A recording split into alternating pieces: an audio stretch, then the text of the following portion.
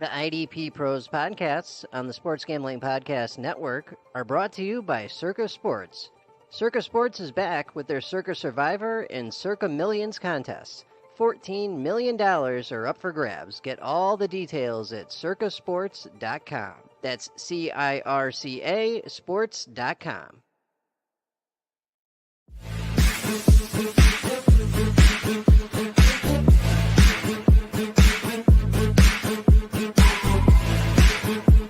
And so, the IDP Pro Manager Pod is a proud member of the Sports Gambling Podcast Network, home of the hottest, smartest, and fastest growing sports gambling and fantasy football providers in professional sports entertainment to date. And now, without any further delay, here are your veteran senior IDP pros, Kraig and Gary, sacking today's hottest NFL IDP. Damn it, sorry about that.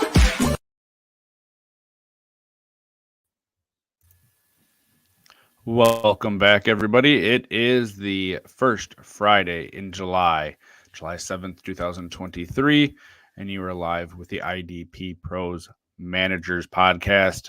I am Craig Reith, and with me, as always, the man himself, Gary, the IDP tipster. Gary, how was the 4th of July for you? Oh, man, it was great. Had a great time with the family over the weekend, but was it even better? Is I don't know, it was like 11 p.m. Eastern on July 3rd. I started opening up those tipster leagues. The one supporting the BC Breast Cancer Awareness League that we do for the IDP Pros.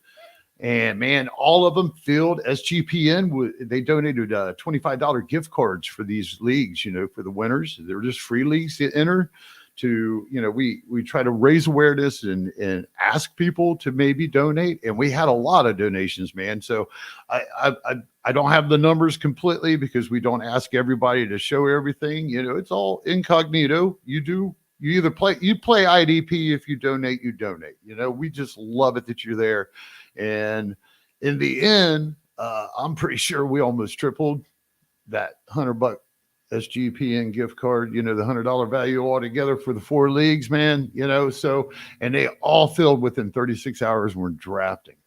So I am stoked rolling into this week. Yeah, those are awesome. I got into a couple of those to try my did. luck against some other IDP players I haven't played against. So it's always fun to draft. And I do love best ball leagues and the fact that you don't have to set lineups each week. If I could make all my leagues best ball leagues, with waivers and trading, because I think that's still fun, and I don't know why best ball leagues have to not have that included, but not having to set lineups every week and just, hey, whoever's got the best players that week wins. I love leagues like that. Well, I got you on the spot because I only really kind of conversed with one other person at the time to come with that roster starting lineup. What do you think of that? 1 QB, 1 running back, 3 flex, 6, 7 IDP. So I think probably talked about it before. I'm in a league that it's you have to start 1 quarterback. There's 1 super flex spot, and then it's 9 flex positions for the offense. And then it's just, I think, 11. It's 11 and 11. I think it's 11 defensive flex. You can start whatever you want for defense. So I love leagues like that. I think it gives you some creativity, and you get to play around with how you draft, especially if you're in a league where they try to even out the scoring across the positions. It's a lot more fun to try to build your team that way. So I like leagues like that. Cool. Yeah, I think it's going to catch on. I wanted everybody to try to be as comfortable as possible with their offense. So that once they get their offense under, drafted, then you got the IDP, and then you can split the hairs a little bit. Hope everybody enjoys it. All right. Well, we are on to episode 19 of the IDP Pro Managers Pod here, and we're going to be doing the NFC North stock reports. And next week, to give you a sneak preview, it's the AFC South. So we have 2 more divisions after this. We got the South and the South left after this one, but we're going to be finishing up the North here in the NFC this week. But before we get to that, we do have a little bit of news. Not a whole lot of IDP news this week. We talked about the suspensions of the guys last week before the holiday, like Isaiah Rodgers, and he got cut. Couple of signings here. We got Carolina Panthers signing 26-year-old defensive tackle Taylor Stallworth to a 1-year deal. It looks to be a depth signing, and really all these guys we're talking about today are depth signings, except perhaps for this next one. Ahkello Witherspoon, 28-year-old cornerback. He signed a 1-year deal with the Los Angeles Rams. probably a depth signing, but the way that cornerback group is currently built with the Rams, I feel like it's anybody's game to earn those spots coming out of training camp because it's a whole bunch of late round draft picks, guys off of free agency. So if you're in a league that you have to play cornerback, that Rams offense is able to put up points, and if teams are going to be throwing on a bunch of what right now appear to sort of be no-name cornerbacks, if he starts, could be worth paying attention to. So pay attention to those in camp to see how it pans out. And then the Cleveland Browns signed 25-year-old cornerback Vikarious Keys to a 1-year contract. So that's what we got for this week. Anything in there of any interest to you at all, Gary? Nope. Not whatsoever. Right. It's that time of year, but it's pretty quiet. The camps are going to be starting up here soon, and that's when we're going to start to get the real news that may end up mattering for our leagues. What's even wilder, though, is somewhere out there, somebody's going to hear that. And some deep, dark D-Gen IDP fan is going to be like, cool, where's Key at? Yeah. You'd have to be starting 4 cornerbacks or something like that and have 50 bench spots on your team. But hey, those leagues exist out there, so yeah. Oh yeah, I've seen like 63-man rosters and shit. So combined, blended, but still. All right, well, we're going to be moving into the divisions here. We're going to start with the Bears, of course, alphabetically there first, and we'll get to them right after this. The IDP Pros podcasts on the Sports Gambling Podcast Network are brought to you by Circa Sports. Circa Sports is the sponsor of Circa Millions and Circa Survivor, which are both back. Over $14 million in guaranteed prizes are up for grabs. With the Circa Millions, you have 5 NFL picks against the spread every week, and with the Circa Survivor, you just pick a different money line winner each week of the season. Enter in Vegas, play from anywhere.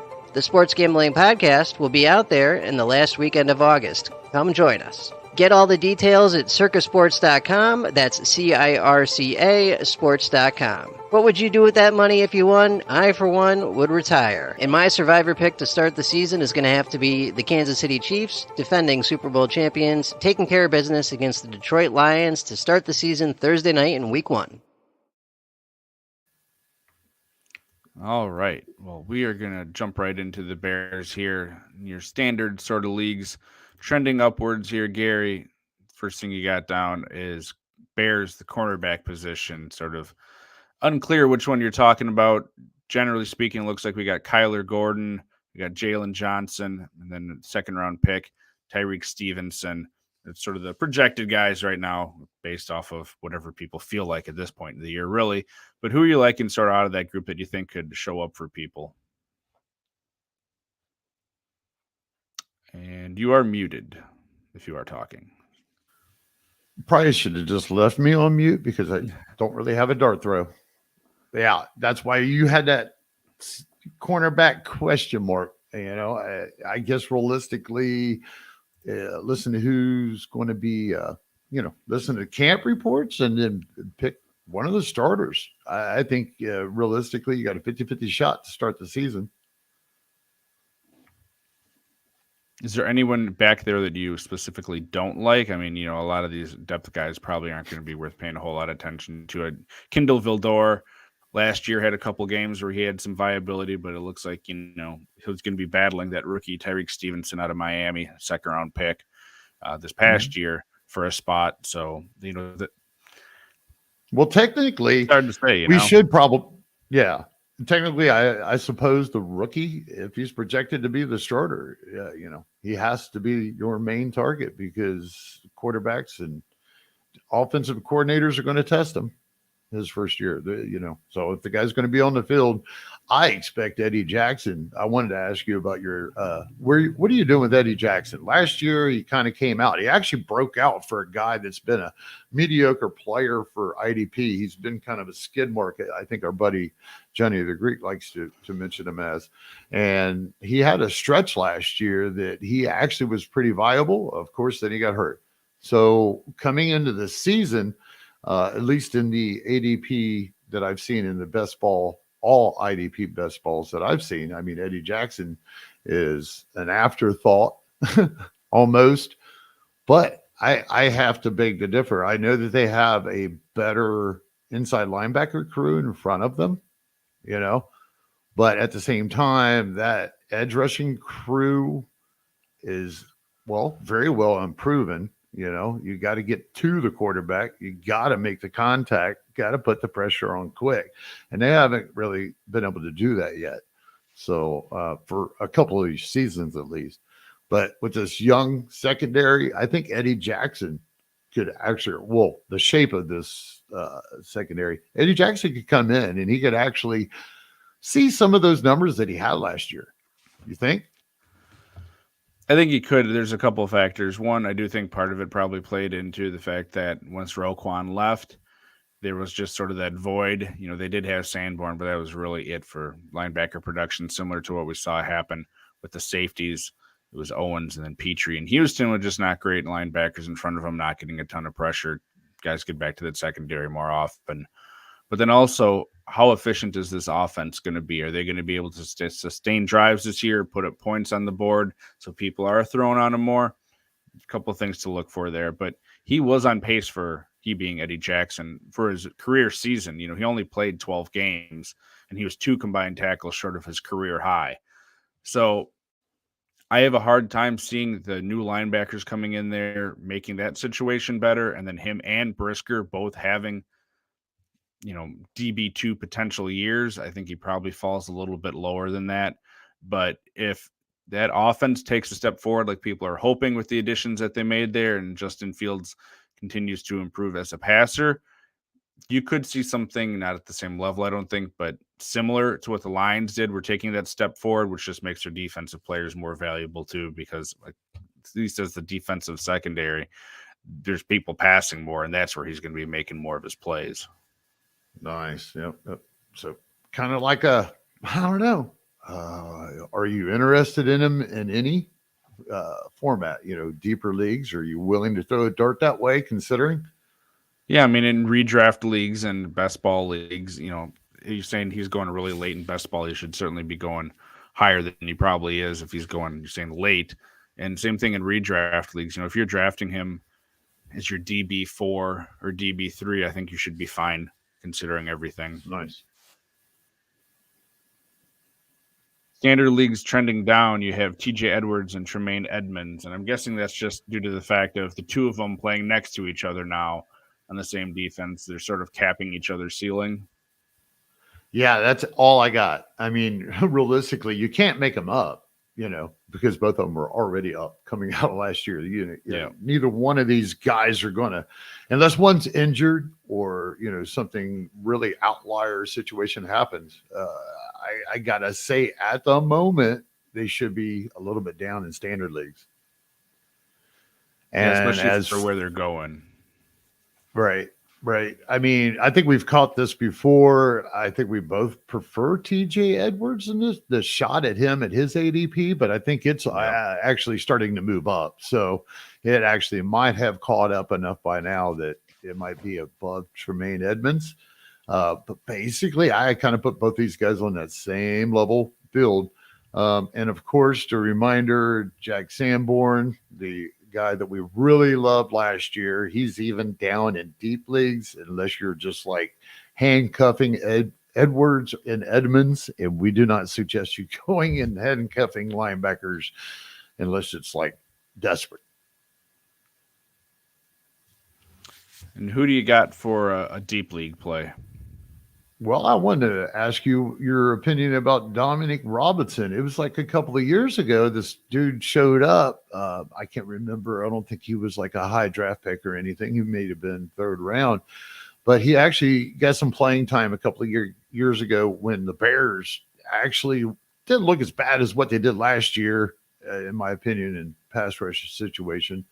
But anyhow, he just never, got to really completely get the chance to develop that year. He came in last year. He didn't even get really any playing time, So I guess as a deep D-gen type down, I mean, we're looking at Travis Gibson with him, I believe. At least ESPN has Travis Gibson and Marcus Walker marked down as their edge rushers, with Rashaan Gary and Dominic Robinson listed within the top 4. And looking at the rest of the roster, I mean, that's got to be probably it. If it's close, I mean, are we going to see Rashaan Gary over there across from Walker? Or what's your opinion? Dominic Robinson, anything in deep? I think he's going to be part of a rotation to start out while they're really sorting out the defensive front. As a rookie last year, he was a 5th-round pick. There wasn't a whole lot expected out of him, but he's a guy that really intrigued me that you could get off of waivers for free last year. I mean, a lot of leagues you probably still can, except for those deepest of leagues, but he's got great size. He didn't switch to defensive end until like his 3rd year in college or something like that. He was a wide receiver and a tight end to start, so he's still learning the position really at this point. Damn. But he's super athletic, and he had like 7 tackles and a sack and a half, his first game, against the 49ers last year for the Bears. He flashed, which everyone got excited about, but he has that sort of talent. He's just a guy that isn't going to be a full-time player right now. He's still learning, but if he can get him out there, he gives them an athleticism and a size that a lot of these other defensive ends don't, that combination. So he's definitely a stash for me in deep leagues, and all my leagues that are that deep that are dynasty, I have him already. Beautiful. All right. Well, that does it for the Bears. Next up here is going to be the Detroit Lions, and we are going to get to that right after this. The IDP Pros podcast on the Sports Gambling Podcast Network is brought to you by Underdog Fantasy. Best Ball Mania 4 is here, and Underdog Fantasy is giving away $15 million in prizes.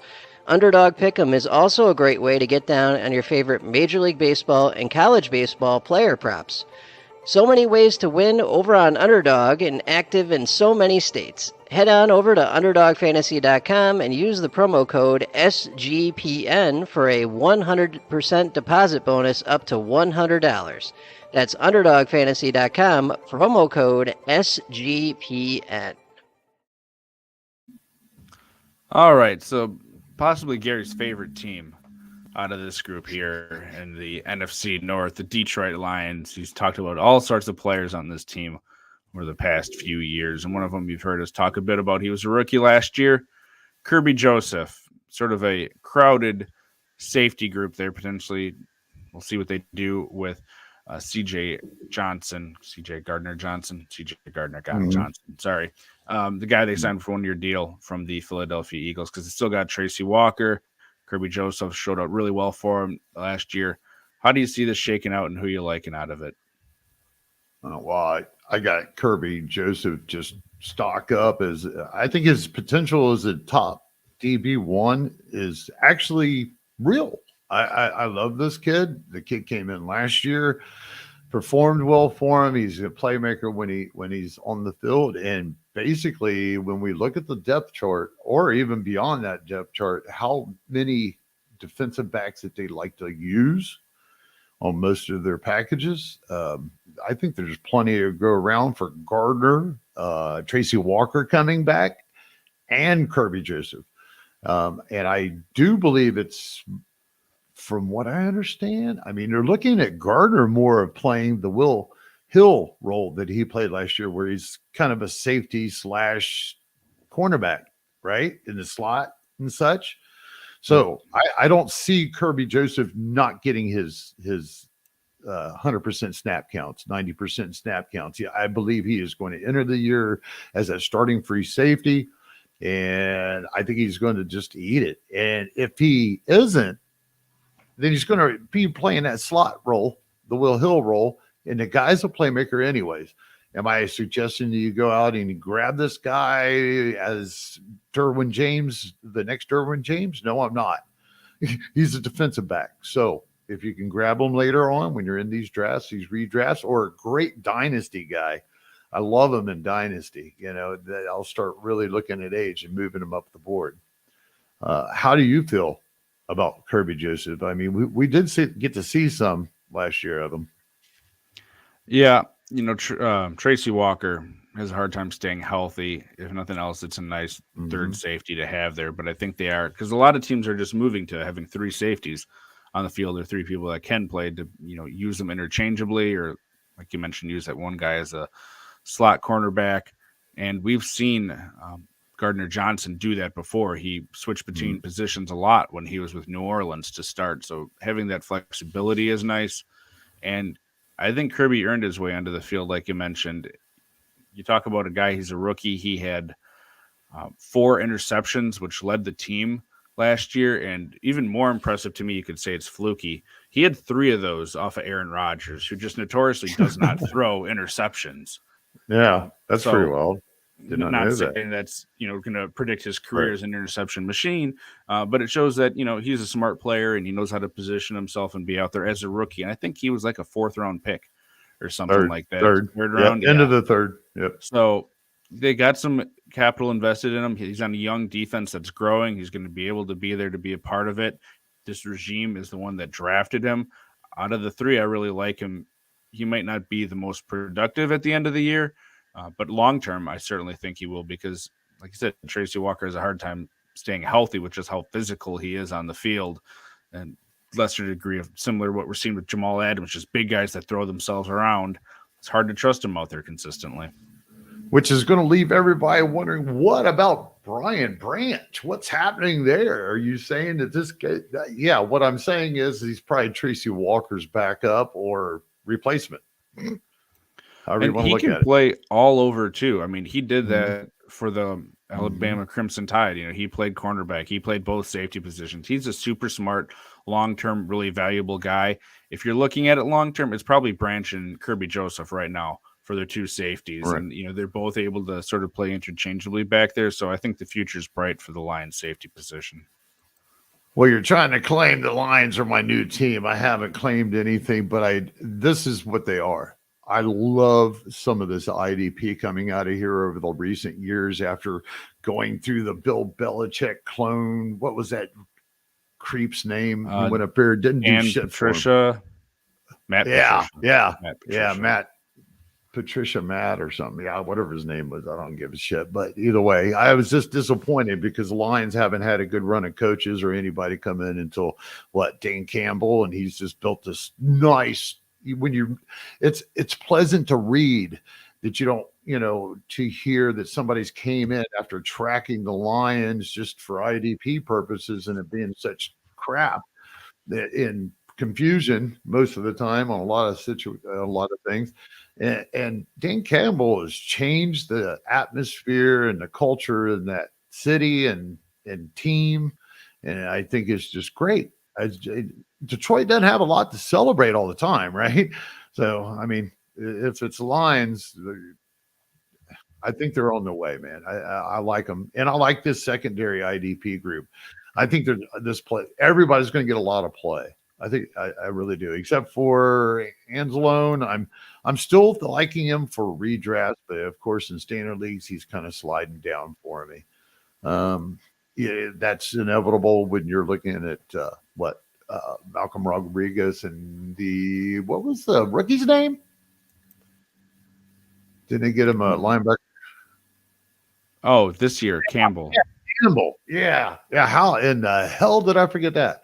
Anyhow, so you got Jack Campbell. He's definitely probably his direct replacement. So it's just a matter this year or next year. So in standard leagues, he's got to be down. That's probably an obvious one, but I had to say it. I was wanting to get your thoughts on Houston and Pascal. Both of them are, if I remember right, like first, second round guys. They got a lot of Pascal was like a second rounder, I'm pretty sure, but Houston, I think, was closer to a 5th round. Houston. Okay. Well, that's interesting. ESPN has James Houston. Yeah, he was a 6th round pick. Yeah. Well, that'll throw up a red flag, won't it?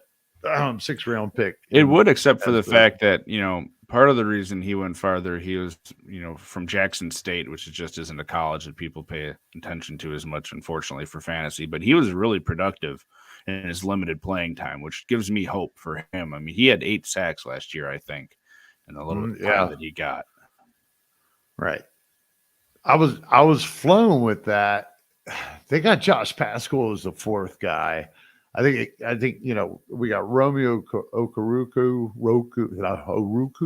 No, I ain't saying that right. You got the Okawara brothers still on there. Julian and Romeo.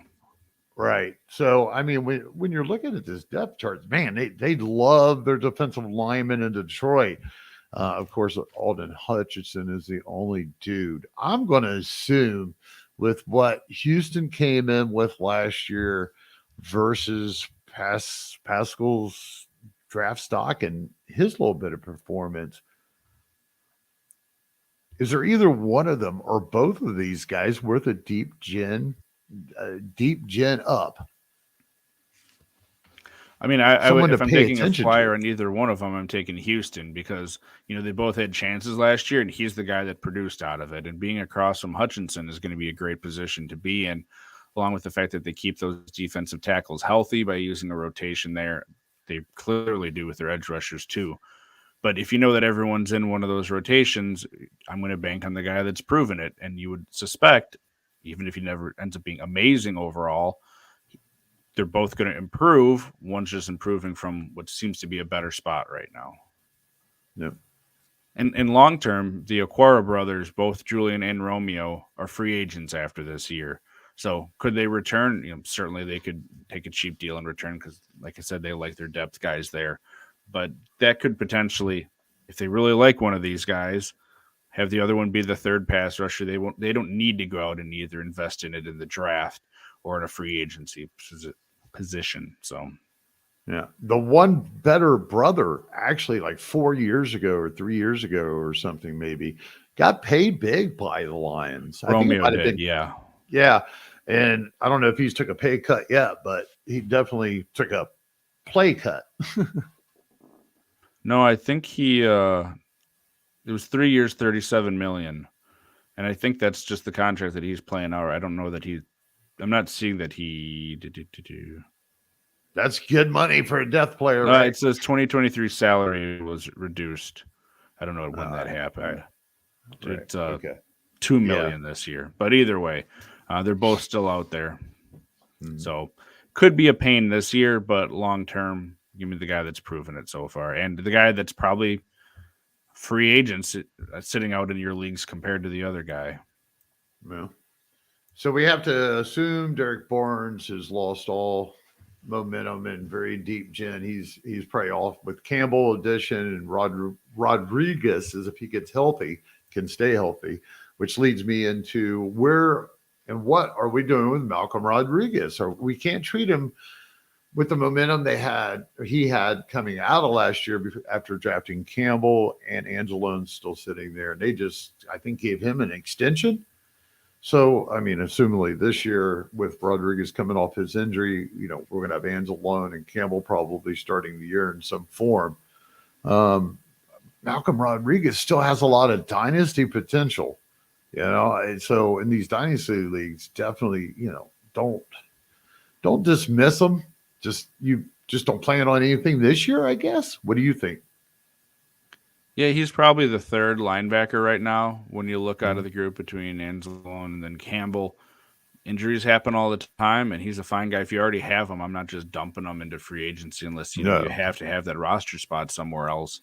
But he's proven he can be productive out there. He's, a thick guy. He's super strong if you watch that sort of stuff for him, but he knows where to be in position. He's a solid tackler. He's sort of what you like for a team. He's a guy that has potential, that's smart, that knows how to play, but he's building himself up into the NFL. And even if he just ends up being a depth guy for a long time, we've seen guys like Nick Kwiatkowski that never really did great as a full-time starter somewhere. But when he was called upon for the Bears for a number of years to sub in there for IDP leagues, he was great because he would eat up tackles. And I could see Rodriguez being something like that. Yep. That does it for the Bears. We're going to do my hometown Packers next year, home state anyway, Packers. And we'll be talking about them right after this. Hey, all you crazy IDP fans. We are hosting the IDP Pros Breast Cancer Awareness Giveaway, where you can win a Roquan Smith Baltimore Ravens jersey.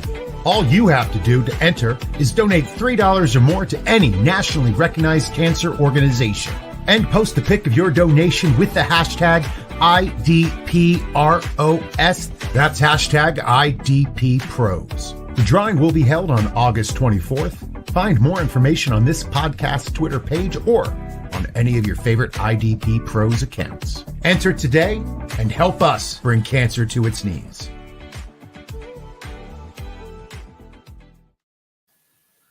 Hey, I want to throw out a shout out to JJ. He's been doing a lot of these breast cancer ads, voiceovers, reading script, everything, man. Thank you, JJ.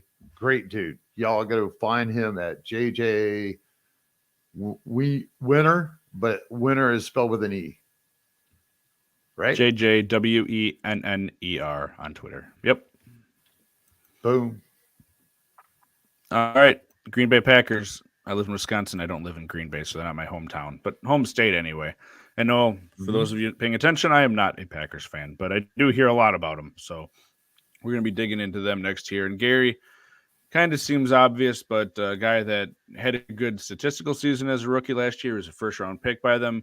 Got Quay Walker as your standard league arrow going up guy. Right. And now that we've seen a complete full season, I think we, especially in dynasty leagues, this guy should be a pretty high priority target if you're thinking long-term. I think he'll, I know Campbell is still there, and I believe he's probably signed through next year too. I think there's 2 years left on his deal. Right. But considering when you look at the overall secondary, which is a little bit lackluster right now, and the performance that Quay Walker put on at the same time that Campbell was healthy last year, I think we're looking at definitely at a stock-up guy that we can depend on. And as in redrafts, I don't know, low LB1 numbers will probably be pretty frequent this year.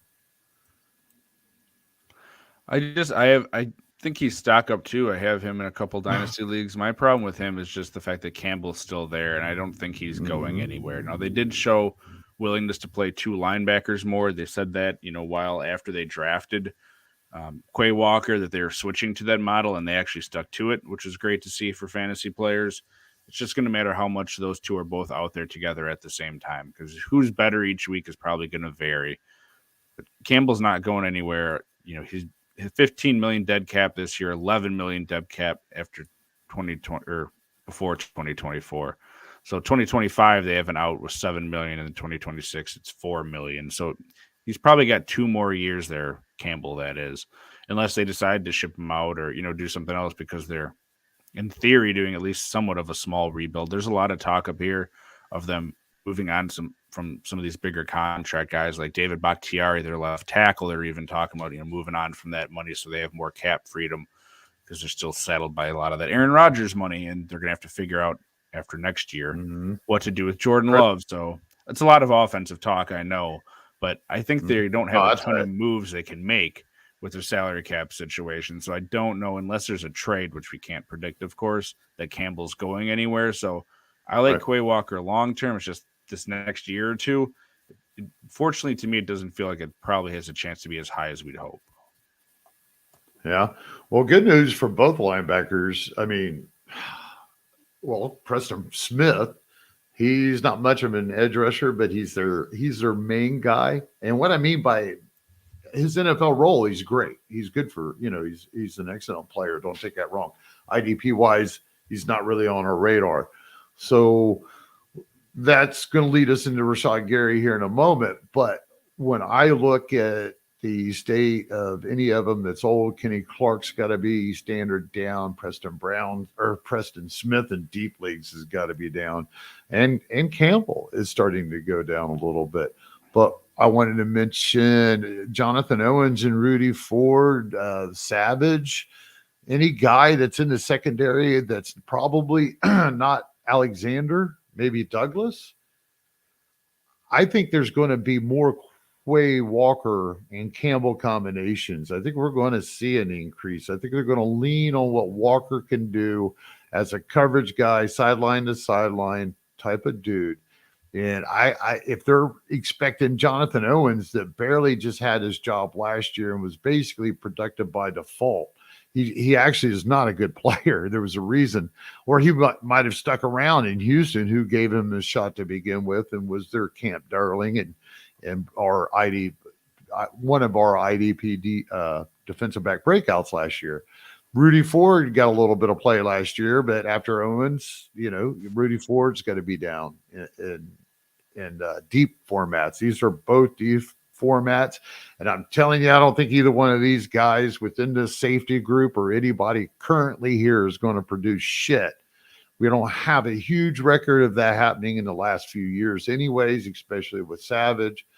So you might as well not get happy about anything that's going on in the secondary. But what are your opinions about Alexander and I guess Douglas starting at corner? I like both of them. I like Douglas a lot more at cost. He's a guy that I think is really underrated. He's a guy that had to work his way up through everything, and just fight to get a job and then keep a job in the NFL. He was on some teams and then practice squads for quite a while and bounced around. And then he just found home off of waivers, and the Packers had to throw him into a position on the field during a game, and he just clung on to it and kept it. And he's still really undervalued fantasy-wise. So I like him the most out of the two cornerbacks. If you're talking about these safeties, if you asked me last year or 2 years ago, I probably wouldn't have said this, but Darnell Savage, I have more hope for than I had. He had been playing really poorly last year, and he ended up getting benched in November after they played Tennessee. And he was sent down to be the sixth defensive back as a part of their dime package when they were in Philadelphia. And he ended up playing a career-low number of snaps for the Packers last year. But he fought through that adversity, and, there were a lot of trade rumors mentioned for him, things like that. He figured out that he needed whatever switch flipped in his brain, and his play improved a lot over at the very end of the season. He's a former first-round pick of them. He's a guy that they invested in and would like to see more consistent, and he started to do that at the end of the year. Jonathan Owens has that same sort of problem where, I don't even know if he was drafted. If he was like a 6th or 7th round pick. Just got his first chance to start last year in Houston. He missed a lot of tackles too. So that's a problem there. And then Rudy Ford, he's done fine for them, but he's not like a big name top playmaker either. So it's like, I'm going to go with the draft capital, the guy that's been with the team and that I saw a lot of hope for at the end of last year. If you're talking at draft value wise, Savage is probably still going ahead of Owens. Maybe take a shot at Owens if he does get that second spot. But who the starters there, I think it's really a toss-up out of those three, and we're going to have to wait to see. But I would be surprised if Savage wasn't one of them. Nice. So looking here at Rashaan Gary news, trying to get some updates. I guess the only thing he's really doing is just putting the NFL notice he's coming back. Get any arguments? He's going to be a hard guy. He was late in the year when he got hurt. I think it was in like November, December, something like that. Mm-hmm. It's a big injury to come back from, and I know guys are back on the field a lot sooner, but being on the field and playing isn't the same thing as producing for fantasy. So I think they're going to play cautious with him. Kingsley and Igbare showed well last year when they had to play him. They just drafted Lucas Van Ness, so they're investing in this position. Gary's kind of like one of those guys for me where you saw people maybe a couple rounds later than they had been, but still drafting Chase Young really high last year, and then him just sitting out because he isn't healthy, and eventually redraft leagues, he's going to get dropped. And pay attention to when they're talking about him coming back, or if he is out right away playing and then not producing, someone's going to drop him. Most redraft leagues, you're going to be able to get him off of waivers once he starts getting actually healthy. If you're in a dynasty league, you're holding on to him. He was doing fantastic. He had that slow ascent and then that breakout and was doing really well for the Packers. I don't see that this injury is going to stop him long-term. So he's definitely a hold for me, or even a buy if someone's concerned about it and looking to get rid of him at a potential discount.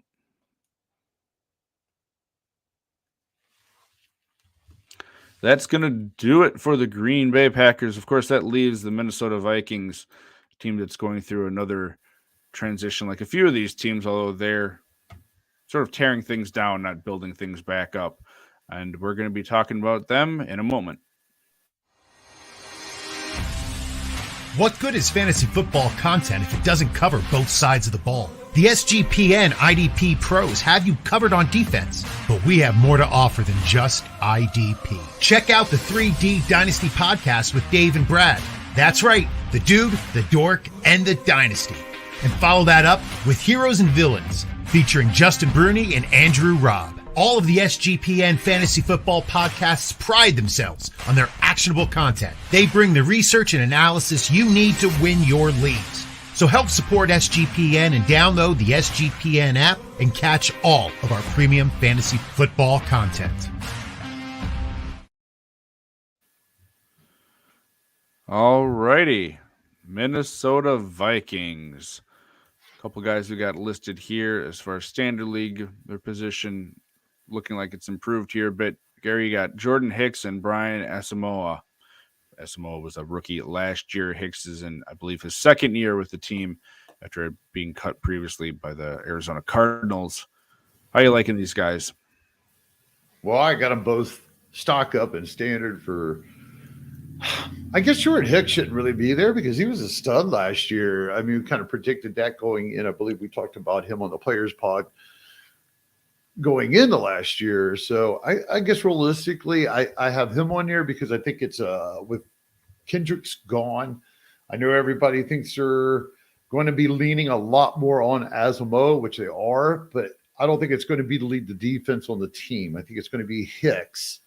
And I think Hicks is still going to be relevant, very relevant there as a linebacker one option. Asamoah, I mean, he's got to be mentioned as standard stock up because he's now probably got LB1 written all over him. We just don't know at what point. We don't know how soon. I mean, it should be this year, yes. But, I mean, we've seen people come in before, get full-time snaps, and it doesn't quite work out. So let's see what the chemistry is before we go slapping any huge redraft value on the guy. But I of course, I love him in Dynasty. That's going to lead me, unless you got an opinion about the two.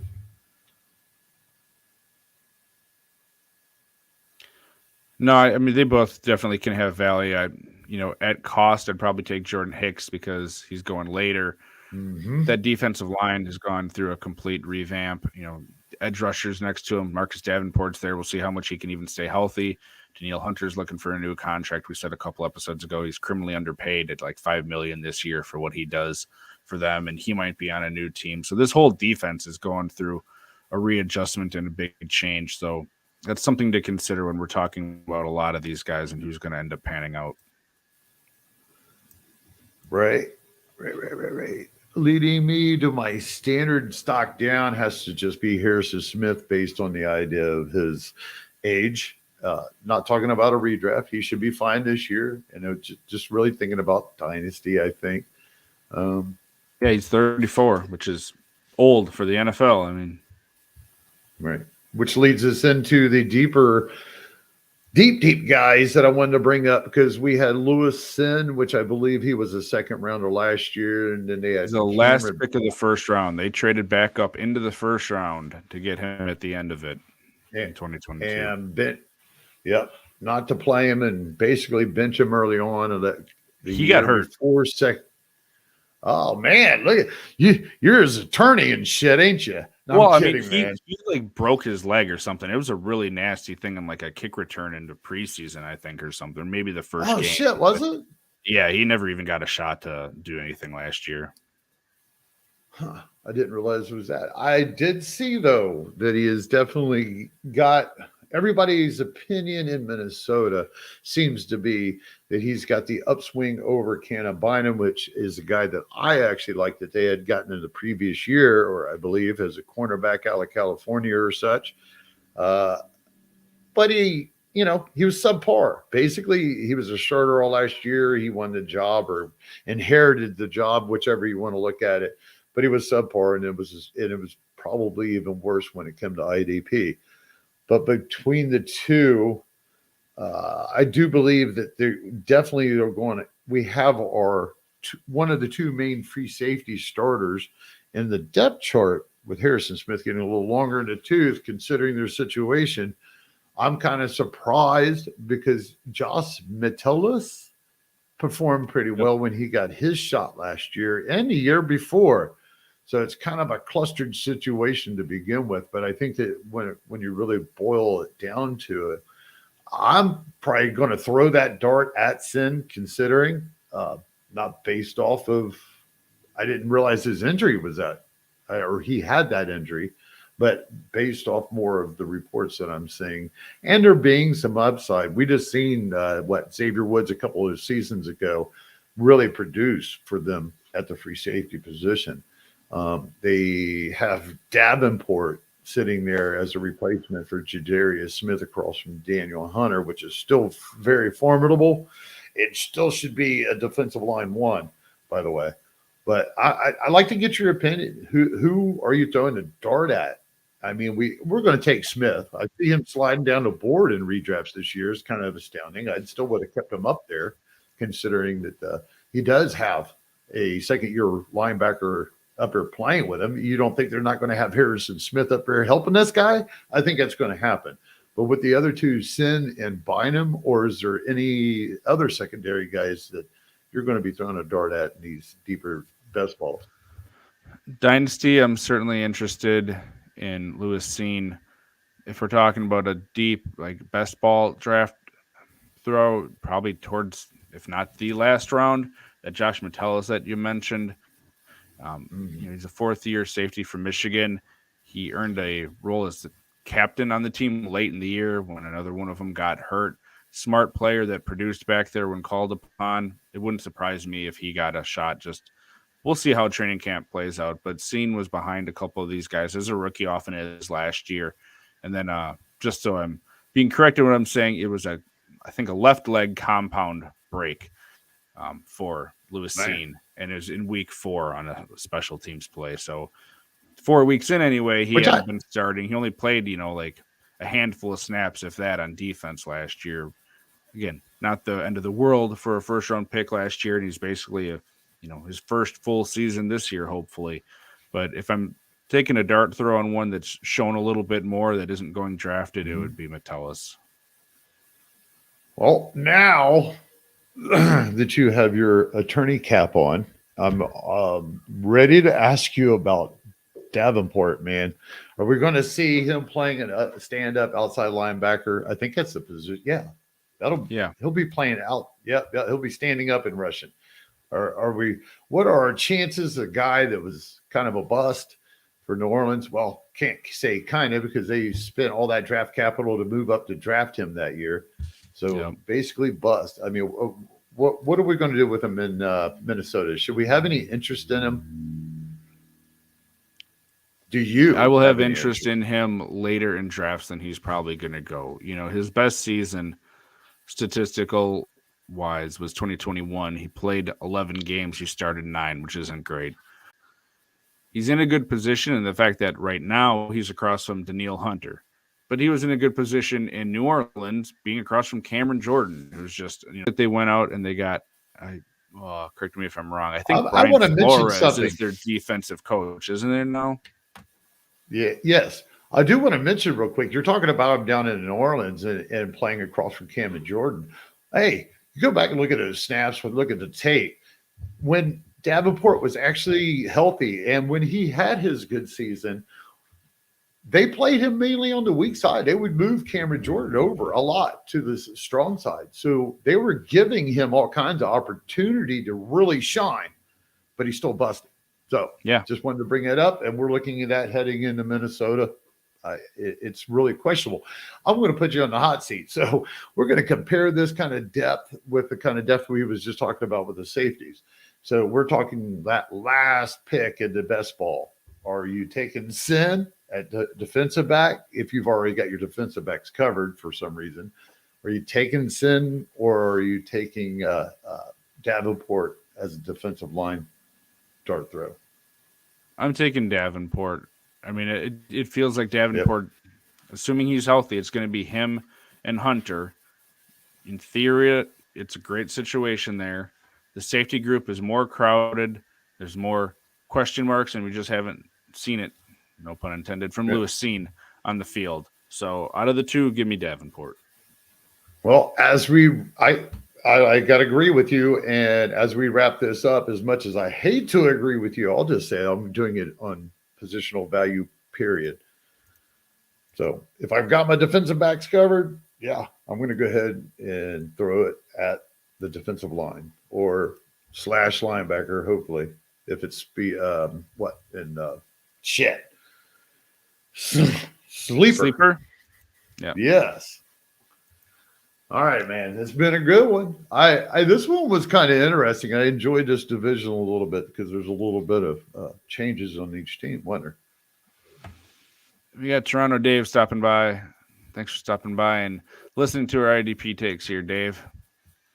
But yeah, anyone watching, listening for that matter, whether it's on your favorite podcatcher or on YouTube, if you're watching us on Facebook, make sure you hit that like button. Make sure you get notifications turned on. Get subscribed to SGPN so you have all that great fantasy football and betting content coming to you right away when we or the other great shows on this network go live. We'll be back next week, the 14th, and it'll be AFC South stock report. So again, veterans there. We're not taking any breaks in between the sets of divisions. We're going to finish these out and then see what's next. But any parting words of wisdom, Gary? See you guys next week on the Managers Pod. And can't wait to record the Players Pod tonight. We got a special guest. So make sure you catch these pods coming out this weekend. All right. Well, that'll do it for us. Have a great weekend. Be safe, everybody. And we will see you here next week.